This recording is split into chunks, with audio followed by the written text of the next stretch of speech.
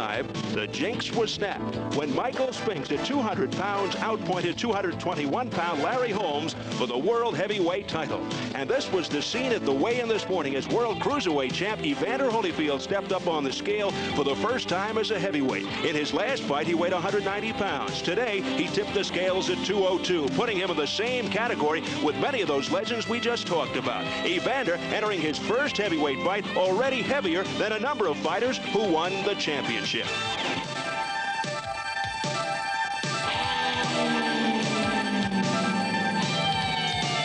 Welcome to Showtime Championship Boxing. And this is Lake Tahoe, tucked away in the mountains of Nevada, creating a breathtaking view. You're looking at Heavenly Valley, the largest skiable terrain in the country. As we ease our way over the largest alpine lake in North America, we come to the gorgeous summer-winter resort known as Caesars Tahoe, the home for tonight's boxing extravaganza. And this evening, amidst the calmness and serenity, Evander Real Deal Holyfield makes his heavyweight debut against James Quick Tillis. Also tonight, you'll see the USBA Junior Welterweight Championship as Frankie Warren looks to defend his title against Clarence Coleman.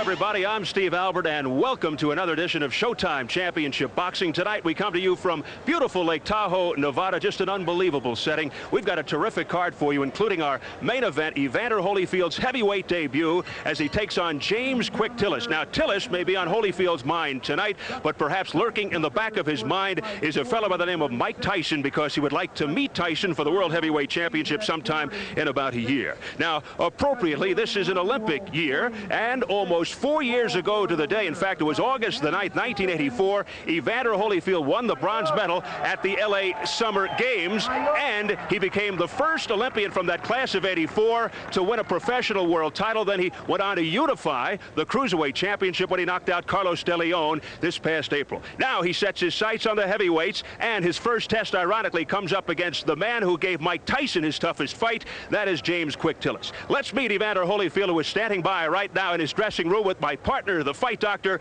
Ferdy Pacheco. Evander, does it feel much different to you to walk into your dressing room now that you're a full heavyweight instead of a cruiserweight? Well, I feel no different. I think each and every fight is important, and so it's no different. There's been a rumor circulating around, like there are in every time that there's a fight, that you've been going to chiropractors, you've got back spasms, you've got all kind of problems with your back. You look pretty good to me. How do you feel? Well, I feel good. This is just a routine thing with me going to the chiropractor, trying to get every edge I could possibly have on the opponent to feel at my best each and every time I go in the ring. So you feel perfectly well as far as your low back is concerned? I feel great. Fighting Quick Tillis, you know, this guy's, it depends on which Quick Tillis shows up. Is it a thoroughbred runner, or is the guy's going to stop and fight you? How do you fight a guy like that?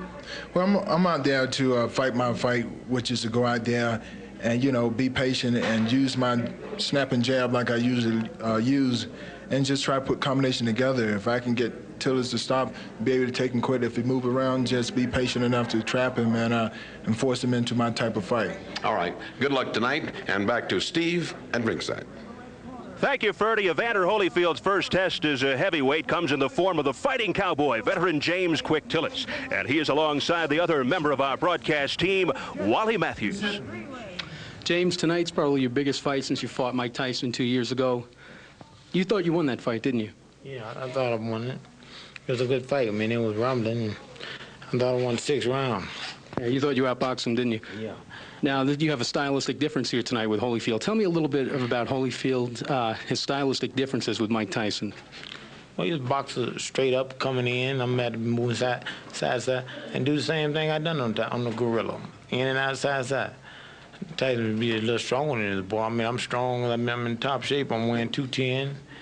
And I feel better. I feel real good. I'm in top shape and confident.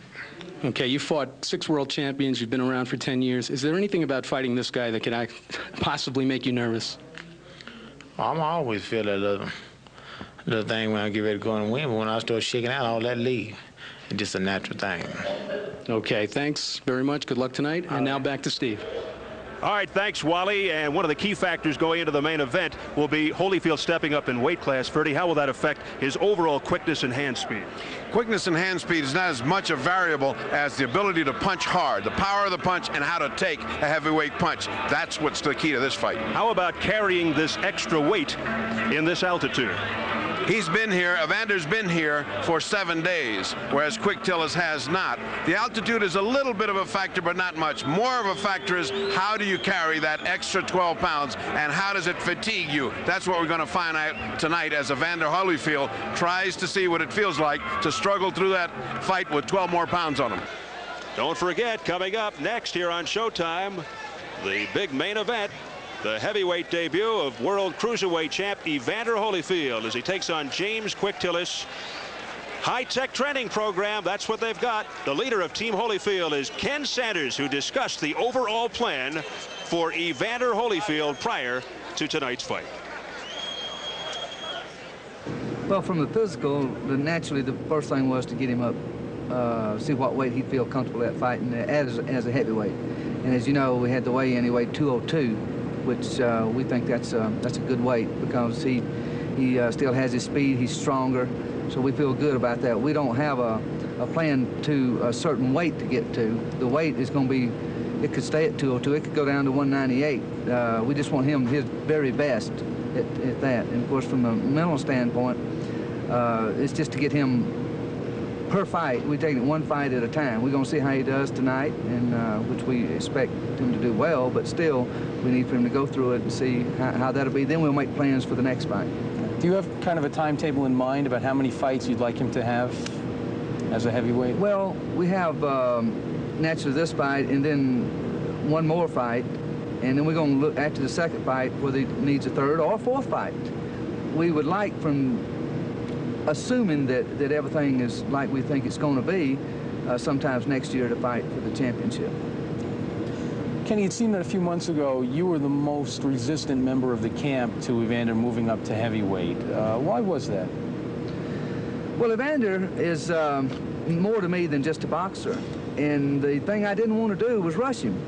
When you get to talking about millions of dollars, you lose sight of a lot of things, and I can understand that. You know, they say, well, look, you know, he's going to get $5 million, $10 million to fight Mike Tyson. Let's let him fight Mike Tyson. The public wants it. Well, that's true. But the most important thing to me and also to Evander was, yes, we want to fight him, but we want to fight him when we can beat him, not just fight him and collect a payday and say, yeah, we got in there and that was it.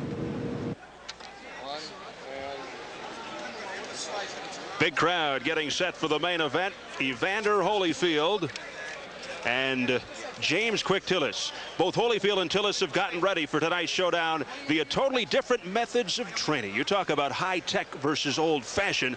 Well, the contrasts you are about to see are staggering, mind-boggling. We begin with Evander's Team Holyfield. Well, my typical day is getting up in the morning, about 11 o'clock, going to the boxing gym, doing floor exercise and the sparring. Then afterwards, getting back and getting lunch, then coming over to the gym with Tim, which is, I really feel is my hardest point on the workout is here with Tim. At his Houston Training Center, Holyfield has gone through 6 weeks of state-of-the-art workouts aimed at turning him into a full-fledged heavyweight. Holyfield and physical conditioning coach Tim Hallmark have taken a unique preparation approach with a futuristic training program that is transforming Evander into boxing's first high-tech heavyweight. My workouts are very tough. It's at times that I feel like quitting, times that I feel like crying, and sometimes I just feel like I just can't do anymore, but somehow I make it through. When they're not working out in the gym, Hallmark utilizes some other interesting methods, including those of the wet variety. Well, I'm putting him in the water and having him do some water work. It's very, very good for his upper and lower body flexibility. It puts no trauma on any of the joints. It's almost like a therapeutic massage for the muscles. But it's also a way for me to get him to do a very good conditioning workout with no stress to the joint. So if he's had a hard sparring match in the morning and I still have to get him a conditioning workout in, or combination strength and conditioning, I can do something like that and feel very, very safe that he's still getting a good workout in with no more trauma to the body itself. Using free weights and specially designed weight machines, Hallmark has bulked Holyfield up from 190 to 202 without sacrificing any of his hand speed or endurance. He's a little bit anxious to want to hit somebody because he's kind of fascinated that he does feel so much more powerful. He feels like he almost has to spar at 3/4 speed because he feels like that at any point in time, if he unloads on a good right hand or a good jab, that he can hurt somebody. But yet 3 months ago, Holyfield's punches weren't as effective as he would have liked and may have played mind games on Holyfield. Wally asked Evander if there's a difference in fighting bigger men. Well, right now, I think it feels a little different just because knowing that you're going to be taking on a bigger guy. But my main concern is to be able to put into the fight what I had in the cruiserweight division. Which is speed, hand speed combinations? Yeah, my foot speed, my movement, and, you know, and hoping to bring out a little more strength. Now, what about, do you have any doubts about your ability to take a punch from a heavyweight? You haven't done that yet. Well, I don't go into the fight look to get crowned or anything like that, but I'm sure, hopefully that I could be able to take whatever the guy have to put out. Okay, now, in light of the way you fought with De Leon, do you have any doubts about your own ability to hurt heavyweights? No, I don't have any doubts. It's just De Leon had a good chin, and I felt like in watching the tape, I really pressured myself, and I fought a fight that I don't usually fight. I really put too much pressure on myself at that time, trying to knock him out instead of letting the knockout come when it's come. The rigors of Hallmark's program do not spare Holyfield from his conventional boxing training, which he does under the guidance of veteran trainer George Benton. I'm giving him speed exercises at all times. I'm keeping him, you know, when he's in shadow boxing, I'm making him move his hands. Bang, bang, bang, bang, bang, bang, bang, bang. See, so he keeps that habit, you know. So as he grows, he stays in the habit. It's not like if he was a football player or, you know, something like that where he wouldn't get the speed exercises. See, but when he's doing this, bang, bang, bang, see, that's a habit, and he stays in that habit. He stays in that groove, you know. And I don't think, and the next thing is, he's moving up. And the guys that he's moving up are a little slower than the guys he's been fighting. Perhaps the most revolutionary aspect of the program is the complete elimination of slow, long-distance road work. For generations, a staple of a boxer's training regimen. Evander explains his routine. My road work is different because it's intervals. When I go down to the track, I'm running a half mile, then jog a quarter, then I might run 3/4 of a mile, then I might jog one, then I might run a full mile out, just out sprinting, then jog one. And it's a little different because usually boxers just run 5 or 6 miles. My main thing is get my heart pace is up to 190 and being able to drop it 60 beats within a minute. Meaning that after each and every round, I'll be able to control my heartbeat and be able to recover as quick as a lot of other fighters. I will be able to go into the next round a lot fresher. When I'm working out, it's a lot tougher, and 30 minutes might make me feel like, hey, man, I'd rather eat 30 minutes over it. It's worse than fight. I didn't ever think that I'll ever be do something as tough as fight. And the workout program that Tim put me in is as tough as fight. And returning live to the dressing room of Evander Holyfield's opponent, 31-year-old James "Quick" Tillis, the fighting cowboy. And we make the stark transition from Holyfield's highly sophisticated scientific training methods to the relatively old-fashioned approach of James "Quick" Tillis. The difference will totally blow your mind.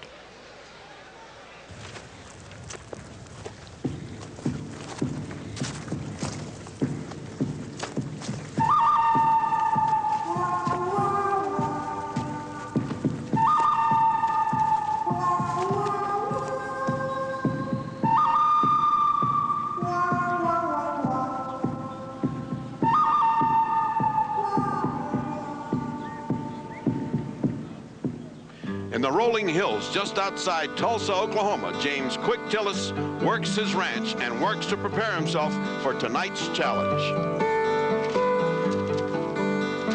I learned that shoe horse right before I started fought for the championship in 81 and 80. It's hard shoeing. I want to be a cowboy. I like to be for real. Whatever I am, I like to be for real. I don't like to depend on nobody if I could do something.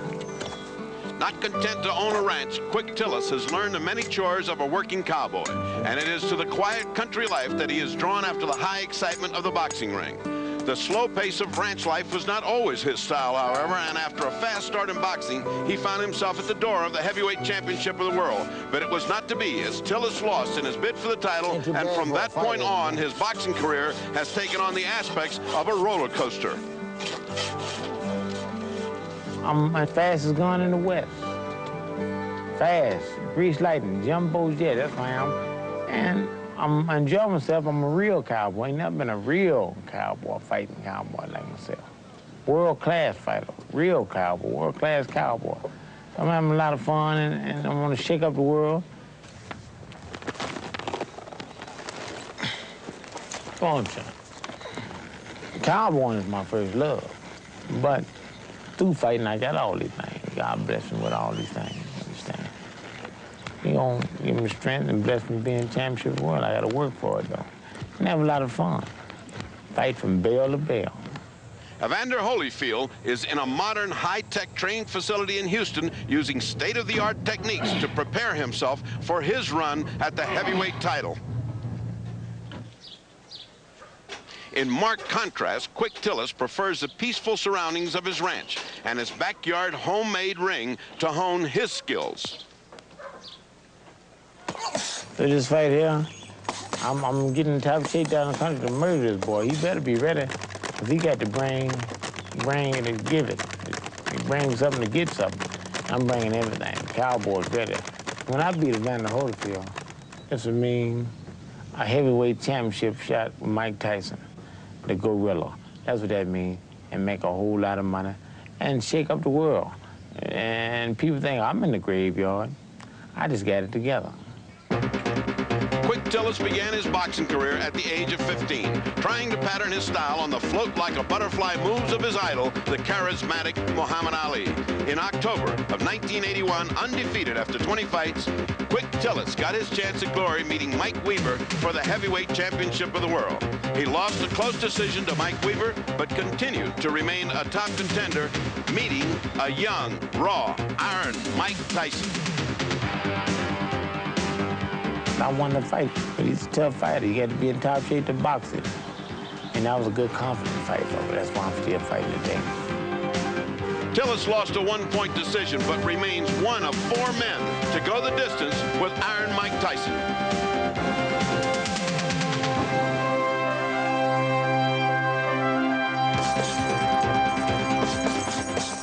After meeting 6 world champions, tonight's fight probably represents the last chance Tillis will have at a rematch with Iron Mike Tyson.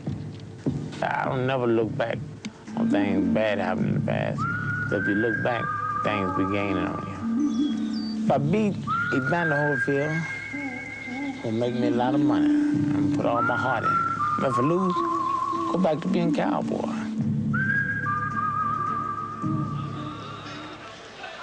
And in the words of the fighting cowboy, James Quick Tillis, who we are seeing live in his dressing room, I want Mike Tyson again like a hog wants slop.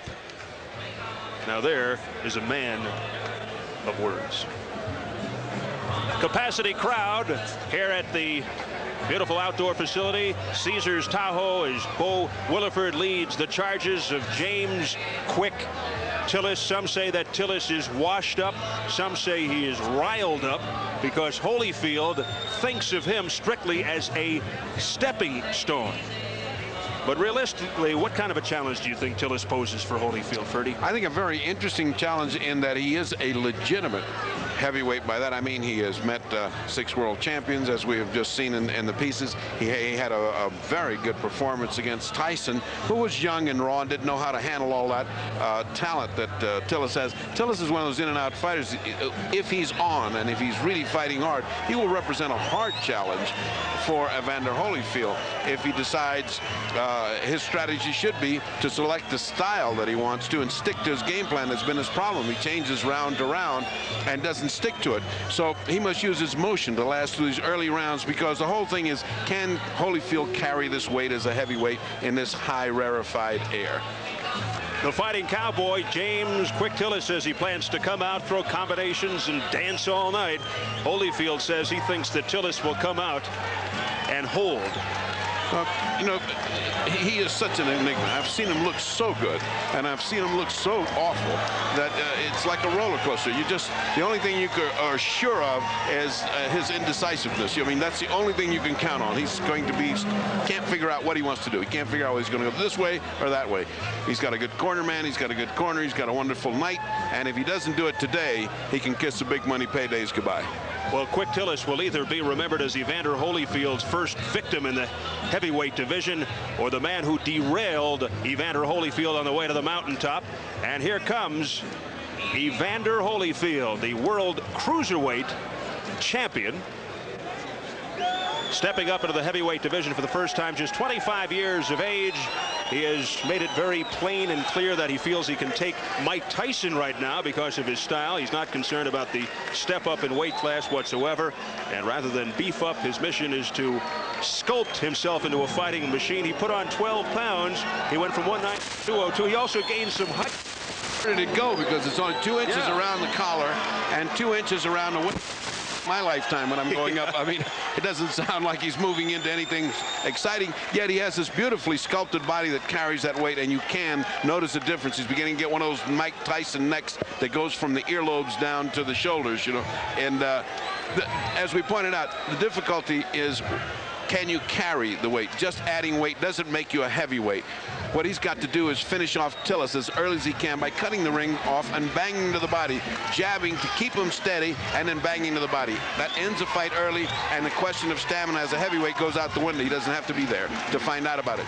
Also, he's got to be ready to improvise, as Tillis does these tremendous changes almost in mid-round. I think Evander Holyfield is very good at doing that. He's learned patience. He's learned not to go for a knockout and get exasperated with the fights with Ocasio and De Leon. Now he has got presented with a challenge where he must look good for the heavyweight, but he doesn't really have to look great. He's just got to look good and beat a heavyweight that's a legitimate heavyweight. That's what we're going to see here today. He has become the media darling, perceived as the next serious challenger to Mike Tyson's title in about a year. As you check out the tail of the tape, Holyfield with the 1.5 inch height advantage actually went up a ½ inch in height since the last fight as a cruiserweight, gained 12 pounds, grew a ½ inch. His goal was 202. That's exactly what he weighed this morning. In case you were wondering, Tyson weighed 218.25 for Michael Spinks. Holyfield has also added a ½ inch on his reach, now 77.5. Here are your Nevada rules. 10-point must system, 3 scoring judges. The standing 8 count is in effect. 3 knockdown rule is in effect, and you can be saved by the bell only in the final round. Up to ring announcer Jim Murata for the intros. Ladies and gentlemen, this is the main event of the evening. 10 rounds of boxing in the heavyweight division. Your officials assigned to this contest by the Nevada State Athletic Commission are as follows. Judges, Keith McDonald, Lillian Running Wolf, and Doug Tucker. The timekeeper is Jim Carpenter. Counting for the knockdowns, Steve Menzel. The doctors in attendance, Dr. Edward Dene and Dr. James McLennan. And your referee, the very capable Richard Steele. Introducing the principals. First in the red corner, he hails from Tulsa, Oklahoma.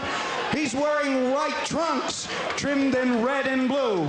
He weighs in at an even 210 pounds, 29 big knockouts in his 38 wins. The fighting cowboy, James Quick Tillis.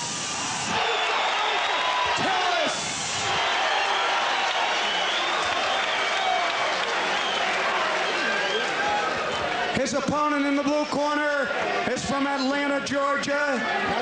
He's wearing black trunks with red trim. Come on, baby, let's go. Weighs in about 202 pounds even. Professional record of 18-0 with 14 big KOs. Here he is, the undisputed, the undefeated cruiserweight champion of the world, the real deal, Evander Holyfield. Holyfield. Okay, you guys, I gave you both instructions in your dressing room. I want to caution you again, obey my commands at all times. Shake hands and good luck. Final instructions from referee Richard Steele. Evander Holyfield says should he lose tonight or make a poor showing, he will not go back to the cruiserweight division. He says he'll campaign as a heavyweight no matter what happens tonight. He hopes it's all academic. James Quick Tillis, the veteran at 31, 6 years older than Holyfield. Holyfield 18-0 with 14 knockouts. And Tillis is 38, 13-1 with 29 KOs. It is Tillis wearing the white trunks with the red and blue trim. Holyfield in the black trunks with the red trim. So we are underway. Round one scheduled for 10. And the most immediate thing that strikes you is that the size differential. Nice punching. Quick Tillis looks like a legitimate heavyweight. Big, tall, rangy. And Holyfield much smaller. Tillis saying that he was not intimidated by the scientific high-tech training methods of Evander Holyfield. Easy-going, free-spirited guy. Evander, the real deal Holyfield, became boxing's first undisputed cruiserweight champ by knocking out Carlos De Leon in the 8th round back on April the 9th.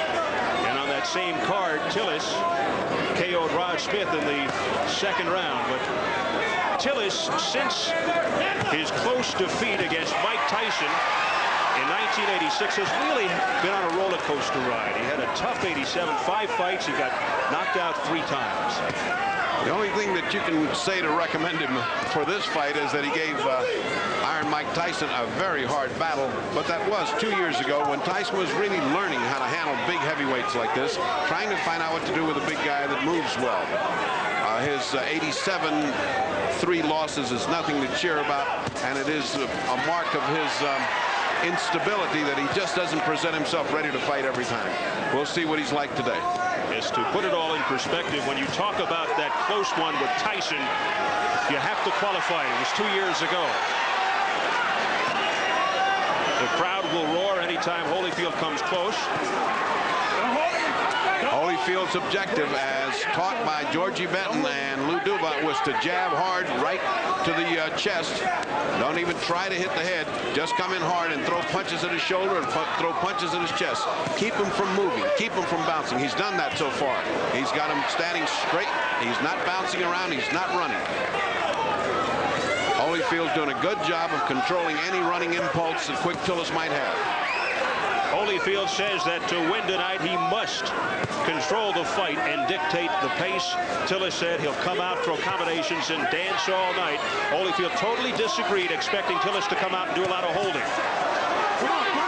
What we'll see here is how the heavy Holyfield punch works on heavyweights, because up to this point he has gone right through light heavyweights and gone right through cruiserweights, and nobody can take the shots of Evander Holyfield. Let's see what he does with a man who's not known for taking a great shot in the last couple of years. Final seconds of this first round.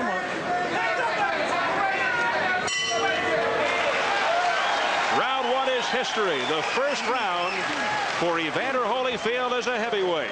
Lou Duva, George Benton, Ace Barada in the corner.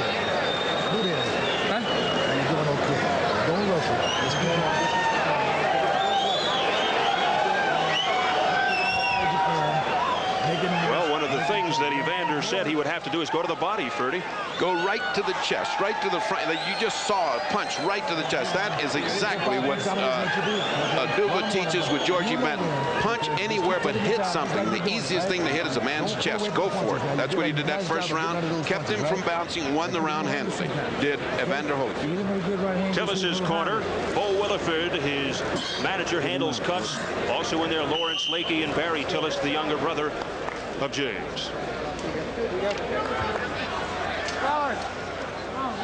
Tillis did not show or manifest a great desire to fight toe-to-toe nor to run. He simply did not much. Round 2, it's scheduled for 10.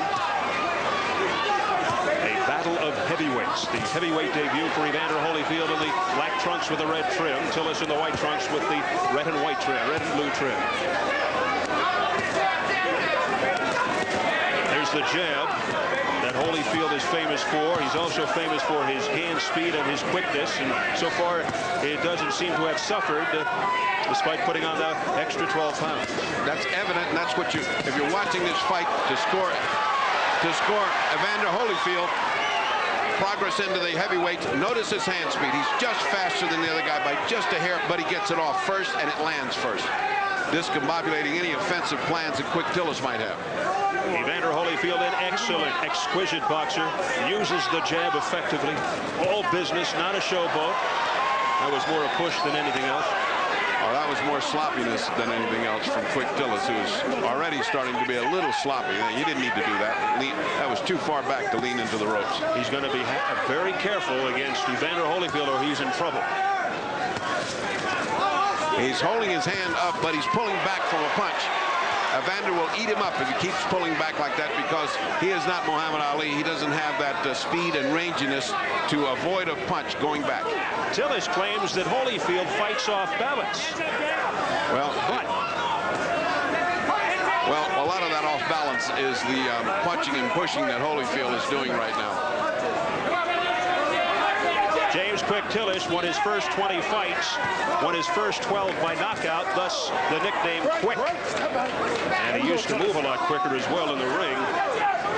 And he said tonight he would like to move in and out side to side. There's a left, a stiff left by Holyfield on the inside. Well, he's going to have to change his name to Not So Quick Tillis, because he's getting outspeeded and slugged. Here's an assault by Holyfield. And the crowd reacts. Capacity crowd of about 5,000 here in the outdoor arena at Caesars Tahoe. Cooling off, making it very pleasant for the fighters and the fans. For one of the fighters. The other one isn't having too much fun right now. Tillis, still no offense from Tillis. Still nothing to scare off or hold off Holyfield. Whether he's trying to lure him into a sharp punch, you won't know, but he may find himself on his back waiting for that lure to happen. There was one. What a great example of hand speed. A hard right by Holyfield that stunned Tillis. And Tillis holding on with 9 seconds, 8 seconds left to go. Another right as the bell sounds. And after the bell, they continue to go. Richard Steele has to step in. And look out now. Lou Duva and Bo Williford in the two corners are going at it. Richard Steele has to step between the two trainers. There's no room in boxing for that. There is no room in boxing for that kind of nonsense. That's hooliganism at any level. That should not be allowed. One of the most bizarre incidents you'll ever see. When tempers flare like that, experienced hands like Lou Duva and Williford should know better than to try to go at each other. That's sometimes called maturity. Let's look at the end of round 2. Let's see how things develop. Well, you can't hear the bell, but you can see that the fighting continued. Duva then held on to Quick Tillis so there wouldn't be any continuous action. Williford misinterpreted that and came in. That should never have happened. Never should that have happened. And here we go. Round 3, and this crowd is revved up. Well, one of the things it did was wake up Quick Tillis, because he's mad. Up to this point, he's just been willing to be waltzing Matilda and not do too much fighting. He woke up. Now, I can see if Holyfield continued to punch Tillis while he was being held by Duva, that's one thing. Yeah. But Williford could not see that, apparently from behind, and did misinterpret. Well, there are specific rules which go to the conduct of a corner man. He is not to be involved in any brawl, much less precipitate one or start one. They could be in line for a stiff fine. In the meantime, Evander Holyfield continues to pick up the pace. His hand speed is awesome tonight.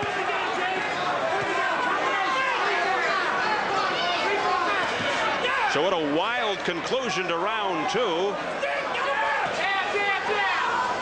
And you wonder if something like that could eventually lead to a disqualification, but so much at stake here tonight. Well, the two fighters weren't the ones who were getting hurt. It was two older guys that should know better. I don't think their cardiac system is meant to fight at this age. Lou Duva, who is known as the Chief Operating Officer and head trainer as far as Team Holyfield is concerned. Bo Williford is a manager. Well, both have been fighters, and both are short-tempered men, both of them. And, of course, we've seen that happen with Lou over and over and over again. Past the midway mark, round 3. Things really heating up at the end of round 2. And so far, this third round uneventful, relatively speaking. After the second round, it is a peaceful round, but the superior hand speed and ring generalship of Holyfield is vastly, evidently superior to Tillis, who went back to slow motion after a pretty peppy start. One of the tests that Lou Duva and everyone in the United States is waiting to see is how will Holyfield react when he feels a real heavyweight punch. And that was a heavy right by Holyfield. A right to the body by Holyfield that pushes Tillis back into Holyfield's corner. It's that kind of punch to the body that makes Quick Tillis wish that he was back on the range punching cattle. They don't punch back. Back in Gibson Station, Oklahoma, 50 miles southeast of his home in Tulsa. Less than 30 seconds, round 3. An attack by Holyfield to the head and the chest. A beautiful attack. Double jab, right hand, hook after it, and followed with a series of combination punches. Tillis covering up well. Another good right by Holyfield. That landed a combination by Holyfield. And Tillis hangs on. Heading for the bell, round 3.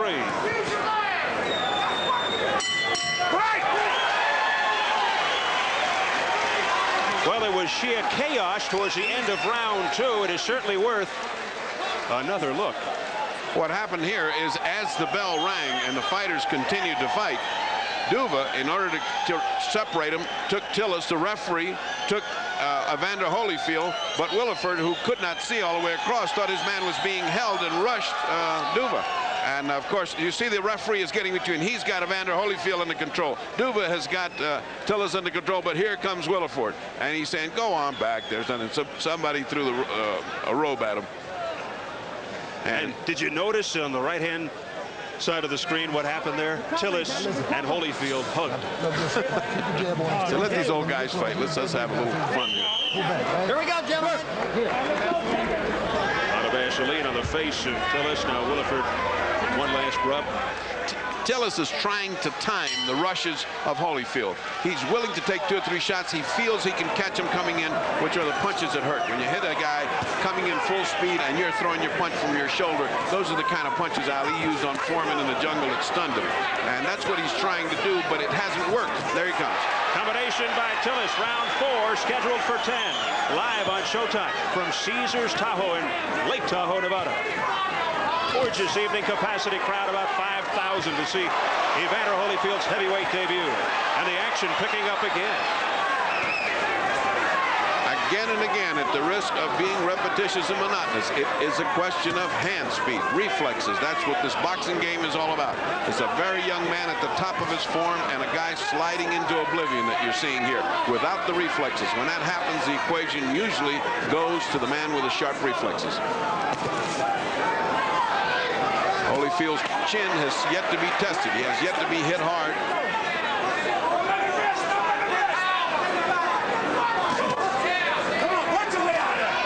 Richard Steele saying, punch your way out. A heavy right by Holyfield.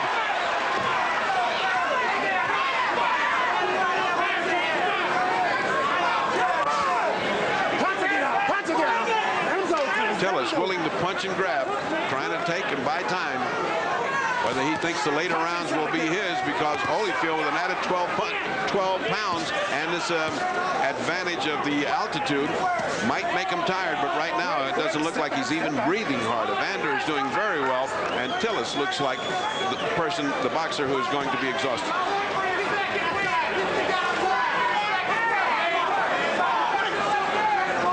Holyfield wearing the black trunks with the red trim. Tillis in the white trunks with the red, white, and blue trim. And Richard Steele is getting somewhat angry. Punch your way out, he keeps saying, because there's too much holding. See, that's the indication of a guy starting to resign. A couple of punches and he holds Holyfield. A couple of punches and he holds Holyfield. That's a guy saying, let me think of how I can get out of this. Not a positive approach.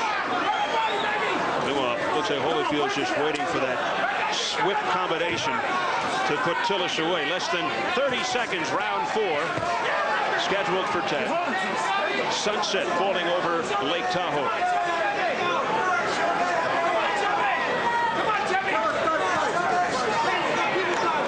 Holyfield likes to set up that devastating right with the left jabs.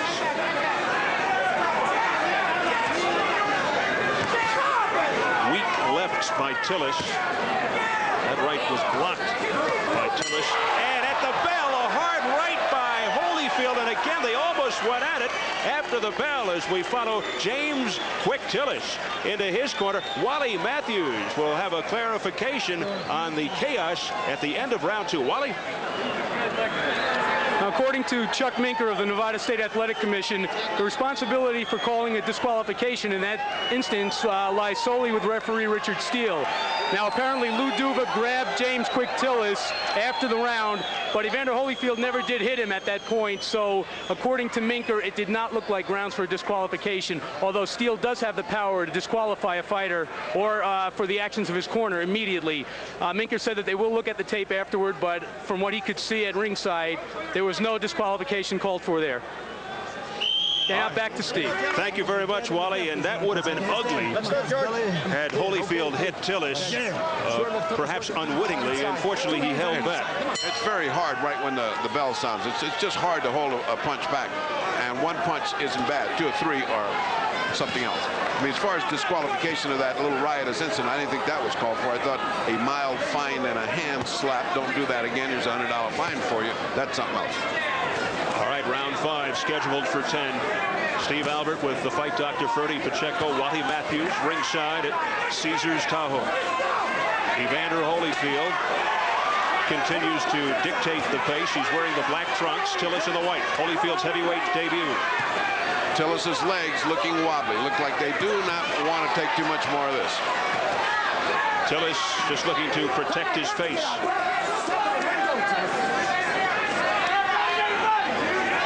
Tillis looks spent. Yes, he does. He's been looking spent for about the last 2 rounds. The pounding he's been taking. Oh, a combination by Holyfield. A blistering assault. And Tillis just throws him away with his right glove. The uppercut by Holyfield. We're seeing his entire repertoire here.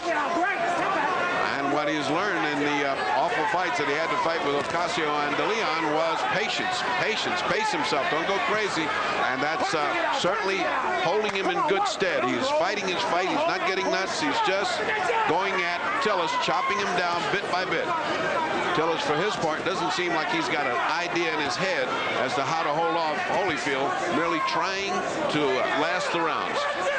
Evander Holyfield, 12 pounds heavier than his last fight when he won the World Cruiserweight Championship. Unified the title. He was 190. He's now 202. Tillis checks in at 210. He was 228 when he went into training. But he says he's in better shape now than when he fought Tyson 2 years ago. But so far, it's been Evander Holyfield controlling. Come on, your hands are free. Your hands are free. Your hands. Holyfield, let's fly. Oh, and a right by Holyfield. And Tillis looks like he's looking for a place to land. He's looking for a good excuse to go down. A couple of good shots, and he'll be gone. Thunderous drives by Evander Holyfield. Tillis with his hands down. Give Tillis credit. He's taking those shots. He could go down under any one of those. Let's see if he can survive the 5th round. Approaching 20 seconds remaining. After all, this is a man that a couple of years ago took everything a young Tyson had to give. So if his mind is set, oh, what a punch by Holyfield. And he followed up with a left and a right and another left. And Tillis is in trouble. Final seconds, round 5. Can he make it to the bell? He hangs in there. It was almost as if Holyfield sensed this time that the bell would... And he stopped punching just a second before the bell rang. So 5 rounds complete, and Tillis being rocked. Let me call the doctor. How you feel, man? Let me call it. Let the doctor up here. Heard something about getting a doctor. Yeah, they're calling a doctor up. Quick Tillis. Apparently, that's one way to get out of there.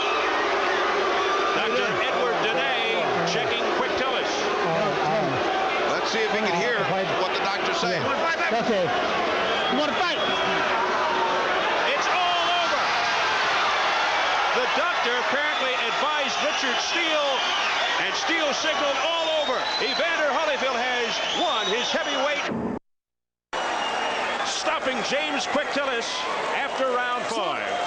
Certainly a good introduction into the heavyweights. If there's a negative that can be found, it will be found, and it will be that he doesn't punch hard enough to lock out anybody, which is would be, in my estimation, nonsense. He punched very well.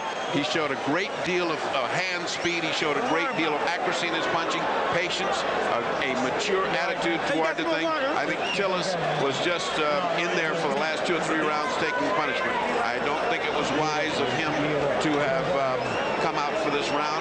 And although the fans, I'm sure, are disappointed, I'm sure he's disappointed, it was rather pointless to come out and get knocked out. So Evander Holyfield, 1-0 as a heavyweight, 19-0 overall with 15 knockouts. And he's going to celebrate tonight. We'll take a look at the final moments. Well, you can see from the accuracy. Look at that uppercut, and look at the head, the way it bobbles. You know he's in trouble. He is dizzy. The punches are now beginning to rain on him. The effect is cumulative. If that round had been another 10 seconds, he would have been knocked out. And the point of having the doctor come up was excellent. Richard Steele was perfect in his judgment. The doctor was good in his qualifications. And I'm glad that Bo Williford didn't get brave, and I'm glad that the fighter himself didn't insist. I didn't see anybody raise a but no, I want to continue. Very wise on the part of everybody. A good first test for Holyfield. I think his people should be satisfied, and I think the category of boxers should now be much higher than Quick Tillis for his next fight. Good night for Lou Duva and company. Frankie Panchito Warren and Evander Holyfield victorious. Wally Matthews is standing by in the ring. Ladies and gentlemen, here's the official word. On the advice of the ringside physician, Dr. Edward Denay, referee Richard Steele stops the contest. James Tillis, unable to answer the bell for the 6th round. Your winner by 5th round, technical knockout, still undefeated. So it was all academic as Jim Murata just made the final announcement, and now Wally with Evander Holyfield. Well, Evander, I guess we answered the question about whether you can knock out heavyweights, huh? Well, pretty much I started to wear Tillis down in the later rounds. And so, you know, he stopped in the corner instead of coming out for the next round. What was it like to get hit by a heavyweight? Was there any appreciable difference? Well, no, it really, you know, it wasn't no striking distance where he hit me that it was so much more harder than the cruiserweight. It's just, you know, it's different. He was a smart fighter, and he fought like Carlos Leon in a way. Yeah. Now, you seem not to have lost any hand speed or any combination punching power there. Did you feel good at the weight? Well, I felt good. You know, it's all in my first time having the 13 pounds on. I felt good. You know, and I really know that I can get better in time. Okay, from here, where do you go? A higher ranked contender, another heavyweight like Tillis, or what? Well, that's up to my manager, Ken Sanders, and my trainers. Well, you know, whatever they think, what step I should take. I'm really relying on my trainer to pick my opponents, and my promoter to promote, and my manager to agree on everything. Louis, were you happy with the way Evander fought as a heavyweight? Oh, geez, how can you fault the guy? The guy did everything beautiful out there. He was jabbing. He went to the body. He had a program to do out there, and he followed everything right to the T. This guy is going to be a heavyweight champion of the world. Believe me when I tell you something. He listens. He does everything. He executes. This guy's going to get better and better and better. All right, Louis, thank you. Evander, congratulations. Now back to Steve Albert. All right, Wally.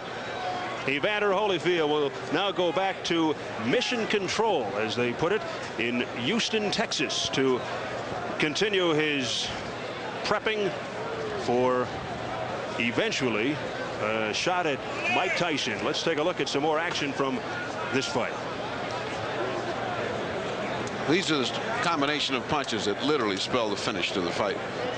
To all intents and purposes, the fight was over by this point. This is just sort of the exclamation point that finishes the sentence. And welcome to the heavyweights, Evander Holyfield. There will be tougher nights than this. Well, these are the punctuation marks for Evander, the real deal Holyfield, as he stops James Quick Tillis in his first heavyweight fight. Wally Matthews is standing by right now. There was some controversy in this fight. He's got the referee, Richard Steele. Wally? Richard, a little extracurricular activity at the end of the second round. Did you consider disqualifying anybody at that point? No, I really didn't, Wally, because, you know, we in a fight and everybody, you know, temper is up and they're excited and everything. So I know that we was going to have some things unexpected happen. As long as no one got hurt in the deal, I was not going to disqualify or take a point away. Now, of course, Lou Duva grabbed Tillis, and if Holyfield had come in there and landed a punch at that point, would you have had to rethink that decision? Yes, I would. They would have made me act then and deduct the point or disqualifying. But, you know, Lou Duva, he was holding Tillis only to stop the fight. He wasn't holding for him to get punched or take any type of punishment. Okay, now the end of the bout, it appeared that the ringside physician instructed you to stop the fight. Is that what happened? Yes, I called the doctor in because Tillis, you know, he fought a game fight. He tried every old trick. He tried his jab. He tried all the things that, you know, a good pro would try to win. But he was just a worn-down fighter. You know, he was a beaten fighter.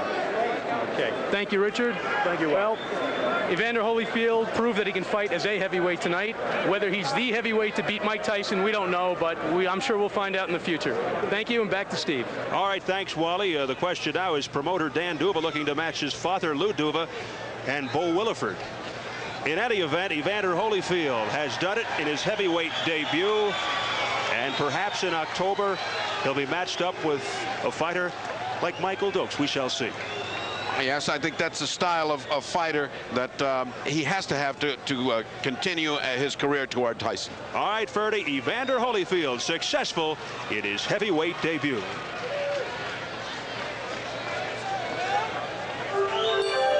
The executive producer of Showtime Championship Boxing is Jim Spence. Tonight's telecast was produced by Bob Lanning and directed by Bob Dunphy. Associate producer Dick Ellis. Director of Planning and Production Rich Feinberg. Production manager Maria Sansilio.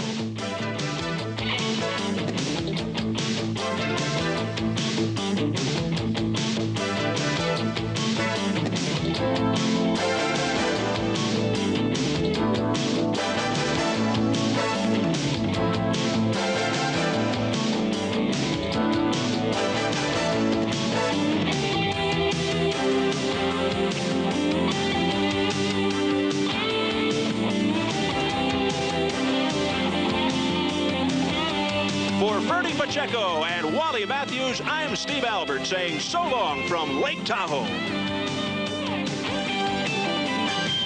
Don't forget, Showtime will present an encore presentation of Evander Holyfield's heavyweight debut tomorrow afternoon at 3:30 p.m. Eastern and Pacific Time. And on July 28th, Frank Tate defends his IBF middleweight championship against hard-hitting Michael Nunn in a live pay-per-view telecast.